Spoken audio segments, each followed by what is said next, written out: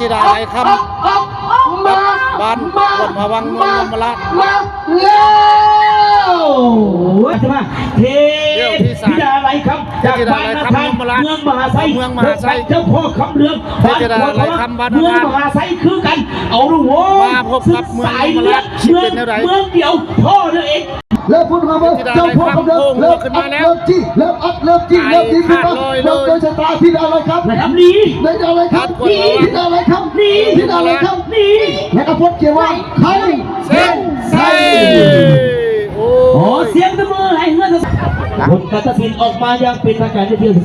35มีเงินที่2 ลำแล้วนับที่1เทพธิดาไหลคำบ้านนาทานพบกับเจ้าพ่อคำเรืองบ้านกวนพวังผลการตัดสินออกมาอย่างเป็นทางการเงินที่เข้าและที่1ได้แก่เฮือเทพธิดาไหลคำจากบ้านนาทานเงินเข้าและที่2ได้แก่เฮือเจ้าพ่อคำเหลืองบ้านกวนพวังถือว่า